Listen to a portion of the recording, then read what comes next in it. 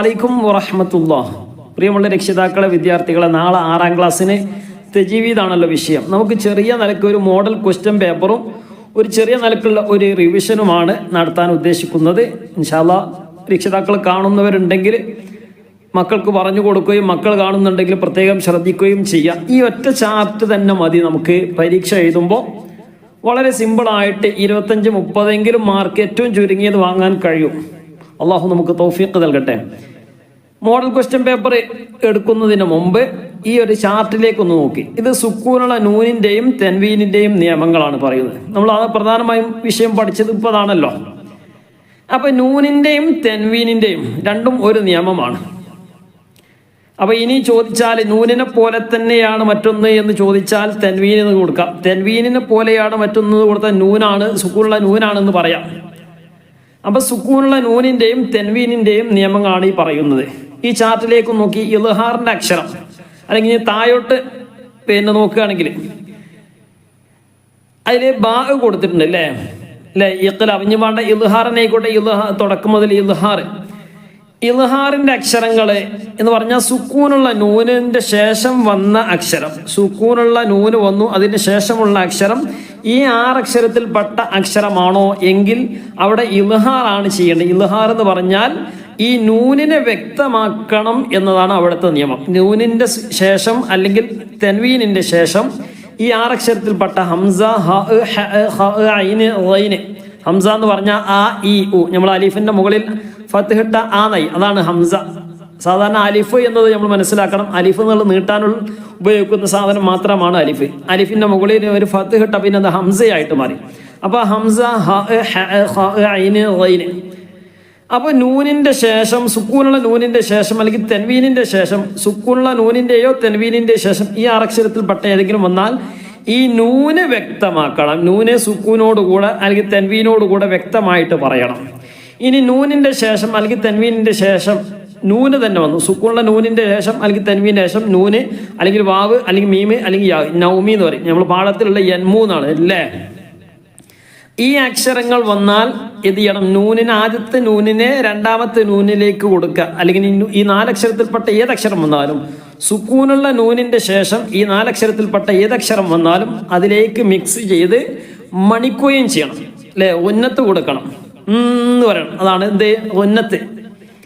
ഇനി ലാമോറോ ആണ് വന്നതെങ്കിൽ മിക്സ് ചെയ്താൽ മാത്രം മതി, മണിക്കണ്ട. ഇദ്ഗാമും ബിഗുന്ന എന്നർത്ഥം. ഇദ്ഗാമും ബിഗുന്ന എന്ന് പറഞ്ഞാൽ നൗമി. ഇദ്ഗാം എന്ന് പറഞ്ഞാൽ മിക്സ് ചെയ്യാം. ആദ്യത്തെ സുക്കൂനുള്ള അക്ഷരത്തെ ശേഷമുള്ള ഹർക്കത്ത് എന്ന് പറഞ്ഞാൽ ഫത്ത്, കസ്റ, ലം, ആ ശേഷമുള്ള അക്ഷരത്തിലേക്ക് കൂട്ട്, അതിനാണ് ഇദ്ഗാം എന്ന് പറയാം. ബിഗുന്ന എന്ന് പറഞ്ഞാൽ കൂട്ടി യോജിപ്പിക്കുന്നതിൻ്റെ കൂടെ മണിക്കുകയും ചെയ്യാം, ഉന്നത്ത് ചെയ്യാം. എന്നാൽ ഇദ്ഗാമും ബിലാഗുന്ന എന്ന് പറഞ്ഞാൽ കൂട്ടി യോജിപ്പിച്ചാൽ മാത്രം മതി, മണിക്കേണ്ട ആവശ്യമില്ല. നൂനിൻ്റെ ശേഷം ഉദാഹരണത്തിന് മൻ ല എന്നാണെങ്കിൽ ഉള്ളതെങ്കിൽ മല്ല മിക്സ് ചെയ്താൽ മതി.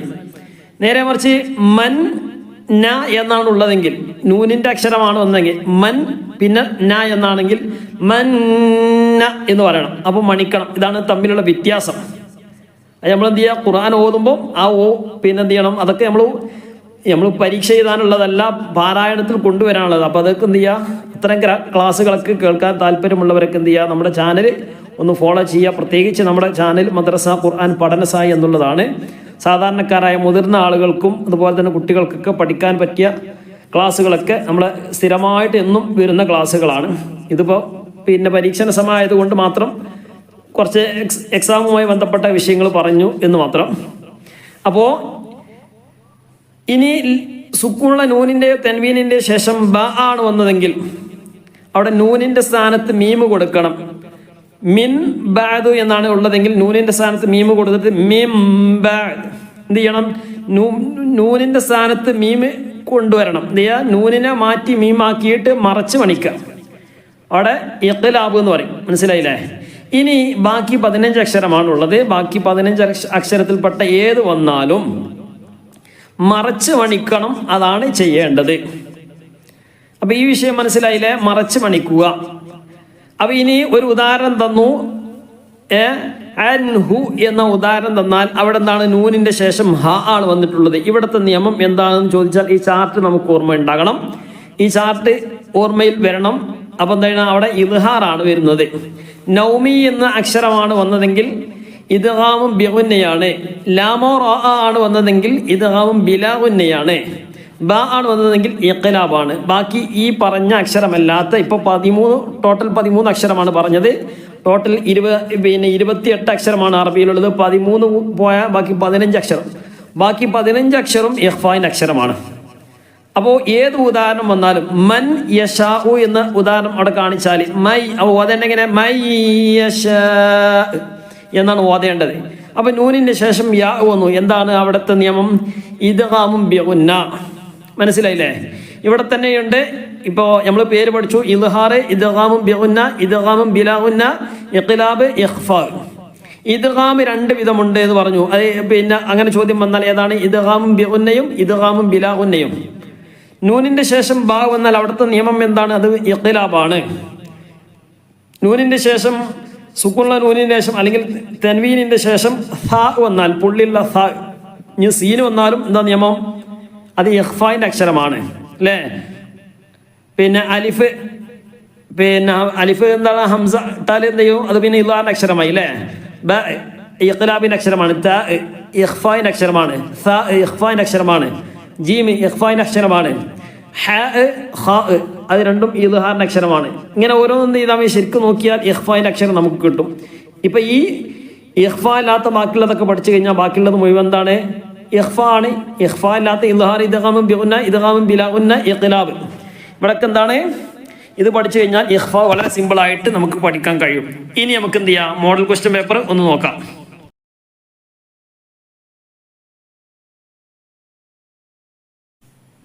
ഇവിടെ ഒന്നാമത്തെ ചോദ്യം നോക്കി. ഇതൊരു മോഡൽ ക്വസ്റ്റ്യൻ പേപ്പറാണ്.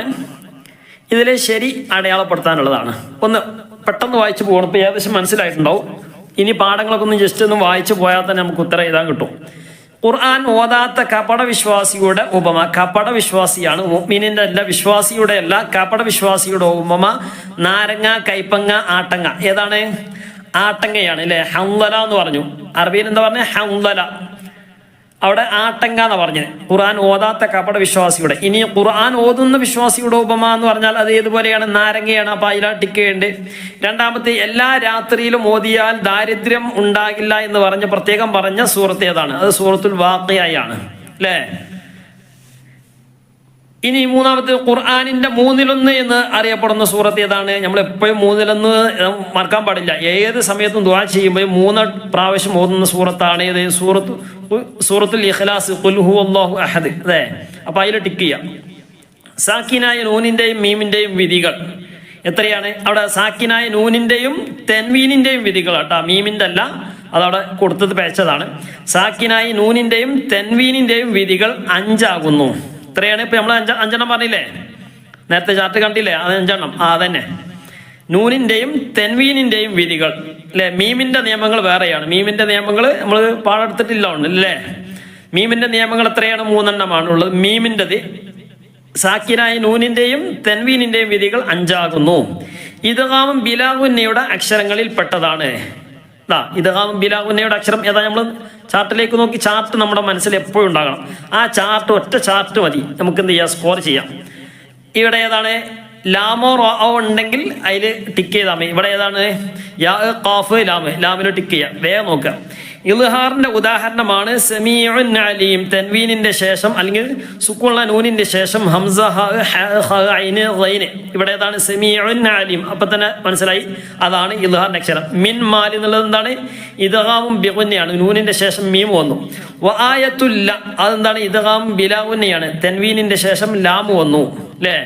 മനസ്സിലായില്ലേ? സുക്കൂനുള്ള അക്ഷരത്തെ ശേഷമുള്ള അക്ഷരത്തിൽ ലയിപ്പിച്ച് ശ്രദ്ധ ചെയ്ത് ഉച്ചരിക്കുന്നതിനാണ് ഇഖ്ലാബ്, ഇദ്ഹാർ, ഇദ്ഗാം. നമ്മൾ പറഞ്ഞു ഏതാണ്? ഒരക്ഷരത്തെ മറ്റൊരു അക്ഷരത്തിലേക്ക് കൂട്ടുന്നതിന് ഇദ്ഗാം എന്ന് പറയും. ഇനി പെട്ടെന്ന് പോവാണ്. മനസ്സിലായിട്ടുണ്ടാവും എന്ന് പ്രതീക്ഷിക്കുകയാണ്. എന്തെങ്കിലും സംശയങ്ങളോ കാര്യങ്ങളൊക്കെ ഉണ്ടെങ്കിൽ താഴെ പിന്നെ നമ്മളെ നമ്പറിൽ അല്ലെങ്കിൽ താഴെ കമന്റിലായിട്ട് ചോദിച്ചാൽ മതി. വോയിസിലായിട്ട് തന്നെ ഒഴിവിനനുസരിച്ച് മറുപടി നൽകുന്നതായിരിക്കും. വേർതിരിക്കാം. ഉദാഹരണം പിന്നെ അവിടെ വൻഹർ ഇവിടെ നമ്മൾ നേരത്തെ പറഞ്ഞതാണ്, 5 മാർക്കിന്റെ ചോദ്യമാണ്. വൻഹർ ഈശത്തി റാദിയ മിൻ വലദ് കിറാമിൻ ബററ അൽ മുൻസലൂൻ. ഏതാണ് വൻഹർ? നൂനിന്റെ ശേഷം സുക്കൂണുള്ള നൂനിന്റെ ശേഷം ഹ വന്നു, ഇദ്ഹാർ. ഈശത്തി റാദിയ തൻവീന്റെ ശേഷം റാ വന്നു, ലാമ റാ ഇദ്ഗാമുൻ ബിലാ ഗുന്ന. മിൻ വലദ് നൂനിന്റെ ശേഷം വാവ് വന്നു, നൗമി അല്ലെങ്കിൽ യൻമു ഇദ്ഗാമുൻ ബിഗുന്ന. കിറാമിൻ ബററ തൻവീന്റെ ശേഷം ബാ വന്നു. അവിടെ നോക്കിയാൽ തന്നെ നമുക്ക് ചാർട്ടിലേക്ക് നോക്കുക, അത് പഠിച്ചിട്ട് തന്നെ പോവുക, മനസ്സിലാക്കിയിട്ട് തന്നെ പോവുക. തൻവീന്റെ ശേഷം ബാ വന്നു, ഇദ്ഗാ അപ്പം അവിടെ ഇഖ്ലാബ്. അവിടെ എന്താ ചെയ്യേണ്ടി? അവിടെ തൻവീന്റെ സ്ഥാനത്ത് മീമ് കൊണ്ടുവരണം. അൽ മുൻസലൂൻ അവിടെ നൂനിന്റെ ശേഷം സ വന്നു, ഇഖ്ഫാ ചെയ്യണം. മനസ്സിലായില്ലേ? ഇനി പൂർത്തിയാക്കാനുള്ളതാണ്. ഖുർആൻ മനപ്പാഠമാക്കിയത് മറന്നു കളയുന്നത് എന്താണ്? ഖുർആൻ മനപ്പാഠമാക്കി പിന്നെ മറന്നുപോയാൽ അത് വലിയ കുറ്റമാണ്. അത് നമ്മൾ എപ്പോഴും ശ്രദ്ധിക്കേണ്ടതാണ്. പരീക്ഷയ്ക്ക് എഴുതാനുള്ളതല്ല, നമ്മൾ എപ്പോഴും പാരായണം ചെയ്തുകൊണ്ടേ ഇരിക്കേണ്ട വിഷയമാണ്. അള്ളാഹു പറയുന്നു, വറത്തിലിൽ ഖുർആന തർതീല, വറത്തിലിൽ ഖുർആന തർതീല. നിങ്ങൾ ഖുർആൻ സാവധാനവും നിയമങ്ങൾ പാലിച്ചും ഭംഗിയായി പാരായണം ചെയ്യുക. അല്ലേ? അർത്ഥം ചോദിച്ചാൽ അറബി എഴുതാൻ കിട്ടണം, അറബി ചോദിച്ചാൽ അർത്ഥം എഴുതാൻ കിട്ടണം, പൂർത്തിയാക്കാനൊക്കെ കിട്ടണം. സുക്കൂണുള്ള നൂനിന്റെ അതേ ശബ്ദത്തിൽ ഉച്ചരിക്കുന്ന മറ്റൊന്നും കൂടിയുണ്ട്. നേരത്തെ പറഞ്ഞു, സുക്കൂണുള്ള നൂനിന്റെ അതേ ശബ്ദത്തിൽ വരുന്നതാണ് തൻവീന്. ഓക്കെ അല്ലേ? ഇനി 4-മത്തെ, ഖുർആൻ ഓതുന്ന മുഅ്മിനിനെ നബി സല്ലല്ലാഹു അലൈഹി വസല്ലം തങ്ങൾ ഉപമിച്ചത് എന്തിനോടാണ്? ഖുർആൻ ഓതുന്ന മുഅ്മിനിനെ നബി സല്ലല്ലാഹു അലൈഹി വസല്ലം തങ്ങൾ നേരത്തെ പറഞ്ഞു നാരങ്ങയോടാണ്. ഖുർആൻ പാരായണം ചെയ്യേണ്ടത് ആരുടെ ശൈലിയിൽ? ഖുർആൻ അറബിയിലാണ്. അറബികളുടെ ശൈലിയിൽ ഉന്നത്തായി വരുന്ന അക്ഷരങ്ങൾ ഏതെല്ലാം? നേരത്തെ നമ്മൾ ചാർട്ടിലുണ്ട്. ഉന്നത്തായി വരുന്ന അക്ഷരങ്ങൾ മണിക്കേണ്ട ഇദ്ഗാമും ബിഗുന്നയുടെ അക്ഷരങ്ങൾ, നൗമി, നൂന് വാവ് മീമി യാ അല്ലെങ്കിൽ യൻമു എന്ന് പറയും ഇല്ലേ? യാ നൂന് മീമ് വാവ്. ഇദ്ഗാമിന്റെ 2 ഇനങ്ങൾ നേരത്തെ പറഞ്ഞു, ഇദ്ഗാമും ബിഗുന്ന, ഇദ്ഗാമും ബിലാ ഗുന്ന. ഇഖ്ഫാന്റെ അക്ഷരങ്ങൾ ഏതൊക്കെയാണ്? ഇഖ്ഫാന്റെ അക്ഷരങ്ങൾ എത്രയാണ്? 15. നേരത്തെ പറഞ്ഞു 15 ആണെന്ന്. 15. ആ 15 അക്ഷരം എന്ത് ചെയ്യുക? ബാക്കി പിന്നെ ഓരോ നോക്കിയിട്ട് എന്ത് ചെയ്യുക? അക്ഷരങ്ങൾ ചോദിച്ചാലും നമുക്ക് എഴുതാൻ കിട്ടണം. കാരണം ഇഖ്ഫാന്റെ അക്ഷരങ്ങൾ ചോദിച്ചാലും മറ്റുള്ള അക്ഷരങ്ങൾ ഓർമ്മ ഉണ്ടാവേ. അപ്പം എന്ത് ചെയ്യുക? അതിലില്ലാത്ത അക്ഷരങ്ങൾ നോക്കിയിട്ട് ഓരോന്ന് എഴുതിയിരുത്താൽ മതി. ഇനി 5-മത്തെ നോക്കി വ്യക്തമാക്കാനുള്ളതാണ് അല്ലെ? 1-മത്തെ ചോദ്യം, ഇൽഹാർ എന്നാൽ എന്ത്? നമ്മൾ നേരത്തെ പറഞ്ഞു, ഇൽഹാർ എന്ന് പറഞ്ഞാൽ എന്താണ്? സുക്കൂണ നൂനിനെയും തെൻവീനെയും വ്യക്തമായി ഉച്ചരിക്കുക, അതാണ് ഇൽഹാർ. ഇഖ്ഫ എന്ന് പറഞ്ഞാൽ എന്താ ചെയ്യുക? വ്യക്തമാക്കാതെ അവ്യക്തമായി ഉച്ചരിക്കുന്നതിനാണ് ഇഖ്ഫ എന്ന് പറയുക. ഖുർആൻ പാരായണം ആകർഷണീയമാവാൻ ആവശ്യമായ കാര്യങ്ങളിൽ ഒന്ന് ഇതാ അല്ലേ? ഒന്നെന്താ? അത് നമുക്ക് അറിയുന്ന വിഷയം തന്നെയാണ്. അക്ഷരങ്ങളൊക്കെ എന്ത് ചെയ്യുക? വ്യക്തമായിട്ട് ഉച്ചരിക്കുക. മദ്ദുകളൊക്കെ ശ്രദ്ധിച്ചുകൊണ്ട് ഉച്ചരിക്കുക. മദ്ദുകളൊക്കെ എന്ത് ചെയ്യുക? അതുപോലെ തന്നെ മീമിലും നൂനിലും വരുന്ന ഉന്നത്ത് അത് ശരിക്കും എന്ത് ചെയ്യുക? ഉന്നത്ത് ചെയ്തുകൊണ്ട്. അതുപോലെ തന്നെ നമ്മൾ ആ പാഠത്തിലുണ്ടല്ലോ ഓരോ വിഷയങ്ങള്. കനത്തിൽ ഉച്ചരിക്കേണ്ട അക്ഷരങ്ങളുണ്ട്, അതുപോലെ തന്നെ കനത്തിൽ പറയേണ്ട വാക്കുകളുണ്ട്. ഇതൊക്കെ എന്ത് ചെയ്യുക? പ്രത്യേകം ശ്രദ്ധിക്കുക. വഖഫ് ചെയ്യുമ്പോൾ ശ്രദ്ധിക്കുക. അതുപോലെ തന്നെ നമ്മുടെ ഇമാമിങ്ങൾ ഖാരിയങ്ങളൊക്കെ എന്ത് ചെയ്യുക? പഠിപ്പിച്ചെന്ന അതേ ശൈലിയിൽ അതേ രൂപത്തിൽ തന്നെ ഓതുക. ഇങ്ങനെ തുടങ്ങിയ ഒട്ടേറെ കാര്യങ്ങൾ നമ്മൾ പഠിച്ചിട്ടുണ്ട്. അതൊക്കെ എന്ത് ചെയ്യുക? എഴുതി കൊടുക്കുക. അതുപോലെ തന്നെ സൂറത്തുൽ മുൽക്ക് പാരായണം ചെയ്യുന്നതിന്റെ പ്രത്യേക പുണ്യം അല്ലെ? സൂറത്തുൽ മുൽക്ക് പാരായണം ചെയ്താൽ എല്ലാ രാത്രിയിലും ഓതിയാൽ ഖബർ ശിക്ഷയിൽ നിന്ന് ഒഴിവാകുകയും അതിന്റെ ശഫാഅത്ത് ലഭിക്കുകയും ചെയ്യും അല്ലെ? നമ്മൾ പഠിച്ചതാണ്. അപ്പൊ എന്ത് ചെയ്യുക? ഖബർ ശിക്ഷ ഒഴിവാകുകയും അതുപോലെ തന്നെ സൂറത്തു തബാറക്ക ശുപാർശ ചെയ്യുകയും ഷഫാഅത്ത് ചെയ്യുകയും ഒക്കെ ചെയ്യും. ഇനി ഹൽക്കിന്റെ അക്ഷരങ്ങൾ, ഹൽക്കിന്റെ അക്ഷരങ്ങൾ എഴുതി കൊടുത്താൽ ഏതാണ്? ഹംസ, ഹ, ഐന്, റൈന്. അതുപോലെ ഇദ്ഗാം ബിഗുന്നയുടെ അക്ഷരം നൗമി, നൂന് വാവ് മീമ് യാ, അതൊക്കെ എഴുതി കൊടുത്താൽ എത്ര? 10 മാർക്കാണ്. ഇങ്ങനെ ഓരോന്ന് എഴുതി കൊടുക്കുക. ഇങ്ങനെ ഏത് വന്നാലും ആ ചാർട്ട് നമുക്ക് ഓർമ്മയുണ്ടാകണം. ഏറ്റവും ചുരുങ്ങിയത് ഇപ്പൊ എത്ര മാർക്കിനുണ്ട്? നമ്മൾ പറഞ്ഞ വിഷയം ആ ചാർട്ടുമായി ബന്ധപ്പെട്ട എത്ര വിഷയമുണ്ട് ഒന്ന് നോക്കിയാൽ മതി. ആ ചാർട്ട് ഒന്ന് മനസ്സിലാക്കുക അല്ലേ? ഇദ്ഗാമും ഇഖ്ലാബ് എന്ന് പറഞ്ഞാൽ നൂനിന്റെ ശേഷം ബാ വന്നാൽ നൂനിനെ മാറ്റി മീമാക്കി മറിക്കുന്നതിനാണ് എന്ത് ചെയ്യുക? ഇഖ്ലാബ് എന്ന് പറയാം. ഇദ്ഗാമും ബിലാ ഗുന്ന എന്ന് പറഞ്ഞാൽ ലാമോ റ വന്നാൽ എന്ത് ചെയ്യുക? കൂട്ടി യോജിപ്പിക്കുക മാത്രം ചെയ്താൽ മതി അല്ലെ? നൂനിനെ ലാമിലേക്ക് അല്ലെങ്കിൽ റായിലേക്ക് കൂട്ടി യോജിപ്പിക്കുക. അതുപോലെ തന്നെ നൂനിന്റെ ശേഷം അല്ലെങ്കിൽ തൻവീന്റെ ശേഷം നൗമിയിൽപ്പെട്ട അക്ഷരം വന്നാൽ കൂട്ടി യോജിപ്പിക്കുകയും എന്ന് പറഞ്ഞാൽ ഇദ്ഗാം ചെയ്യുക. ഇദ്ഗാം ചെയ്യലും ഗുന്നത്ത് ചെയ്യുകയും ചെയ്യുക. അതിനാണ് ഇദ്ഗാമും ബിഗുന്ന എന്ന് പറയുക. ഇദ്ഹാർ എന്ന് പറഞ്ഞാൽ നൂന് തൻവീന് വ്യക്തമാക്കി പറയുക ശേഷമുള്ള ഇദ്ഹാറിന്റെ അക്ഷരമാണെങ്കിൽ. പിന്നെയുള്ള ബാക്കി 15 അക്ഷരങ്ങൾ ഇഖ്ഫാന് അവ്യക്തമായിട്ട് ഒഴിവാക്കാനും പറ്റൂല, അല്ലെ, ഒഴിവാക്കാനും പറ്റൂല, വ്യക്തമാക്കാനും പറ്റാത്ത രൂപത്തിൽ അവ്യക്തമായിട്ട് എന്ത് ചെയ്യുക, അതിനെ പറയുക.